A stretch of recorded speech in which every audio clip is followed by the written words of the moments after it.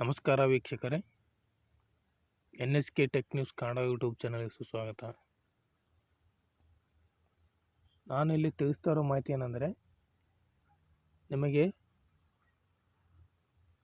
ಎರಡು ಮಹತ್ವವಾದಂಥ ಒಂದು ಮಾಹಿತಿಯನ್ನು ಇಲ್ಲಿ ಈ ಒಂದು ವಿಡಿಯೋದಲ್ಲಿ ತಿಳಿಸ್ಕೊಡ್ತೇನೆ. ಅದು ಏನಪ್ಪ ಅಂದರೆ,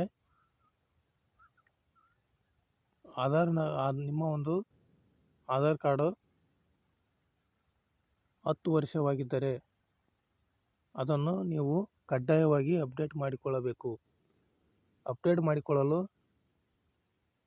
ನಾನು ಈ ಒಂದು ಅಪ್ಡೇಟ್ ಮಾಡಿಕೊಳ್ಳುವ ವಿಧಾನವನ್ನು ತಿಳಿಸಿಕೊಟ್ಟಿದ್ದೇನೆ. ನೋಡಿ, ಈ ಒಂದು ವಿಡಿಯೋದಲ್ಲಿ ತಿಳಿಸ್ತಿರೋ ಮಾಹಿತಿ ಏನಂದರೆ, ನೀವು ಫ್ರೀಯಾಗಿ ಆನ್ಲೈನಲ್ಲಿ ನಿಮ್ಮ ಒಂದು ಡಾಕ್ಯುಮೆಂಟ್ ಅಪ್ಡೇಟ್ ಮಾಡಿಕೊಳ್ಳಲು ಅವಕಾಶವನ್ನು ನೀಡಲಾಗಿದೆ. ಅದರ ಒಂದು ದಿನಾಂಕವನ್ನು ತಿಳಿಸಿಕೊಡ್ತಾ ಇದ್ದೀನಿ ಮತ್ತು ಪಾನ್ ಕಾರ್ಡಿಗೆ ಆಧಾರ್ ಕಾರ್ಡ್ ಲಿಂಕ್ ಮಾಡುವುದು, ಅದರ ಮಾಹಿತಿಯನ್ನು ಕೂಡ ಈ ಒಂದು ವಿಡಿಯೋದಲ್ಲಿ ನಾನು ತಿಳಿಸಿಕೊಡ್ತಾ ಇದ್ದೀನಿ. ನೋಡಿ, ನಿಮ್ಮ ಒಂದು ಡಾಕ್ಯುಮೆಂಟ್ ಅಪ್ಡೇಟ್ ಮಾಡಿಕೊಳ್ಳಲು 14/6/2026 ಫ್ರೀ ಆಫ್ ಕಾಸ್ಟ್ ಅಂದರೆ ಉಚಿತವಾಗಿ ಆನ್ಲೈನ್ ಮೂಲಕ ನೀವು ಅಪ್ಡೇಟ್ ಮಾಡಿಕೊಳ್ಳಬಹುದಾಗಿದೆ. ಆನಂತರ ಚಾರ್ಜ್ ಮಾಡಲಾಗುತ್ತದೆ. ಅದು ಎಷ್ಟು ಮಾಡ್ತಾರೆ ಅಂತೇಳಿ ಹೇಳೋಕ್ಕಾಗೋದಿಲ್ಲ. ಅಪ್ಡೇಟ್ ಆದ ನಂತರ ನಿಮಗೆ ತಿಳಿಸ್ಕೊಡ್ತೇನೆ. ಆದ್ದರಿಂದ ಈ ಒಂದು ಫ್ರೀ 14/6/2026 ಒಳಗಡೆ ನಿಮ್ಮ ಒಂದು ಆನ್ಲೈನ್ ಮೂಲಕವೇ ಡಾಕ್ಯುಮೆಂಟ್ ಅಪ್ಡೇಟನ್ನು ಮಾಡಿಕೊಳ್ಳಿ. ನೋಡಿ, ಪಾನ್ ಕಾರ್ಡಿಗೆ ಆಧಾರ್ ಕಾರ್ಡ್ ಲಿಂಕ್ ಮಾಡುವ ಒಂದು ಆಪ್ಷನನ್ನು ಈ ಹಿಂದಿನ ವಿಡಿಯೋದಲ್ಲಿ ತಿಳಿಸ್ಕೊಟ್ಟಿದ್ದೇನೆ. ಆದರೂ ಕೂಡ ಇನ್ನೊಮ್ಮೆ ತಿಳಿಸ್ತಾ ಇದ್ದೇನೆ. ನೋಡಿ, ಮೊದಲಿಗೆ ನೀವು ಈ ಫಿಲ್ಲಿಂಗ್ ಅಂತೇಳಿ ಆನ್ಲೈನಲ್ಲಿ ಸರ್ಚ್ ಮಾಡಿದ ನಂತರ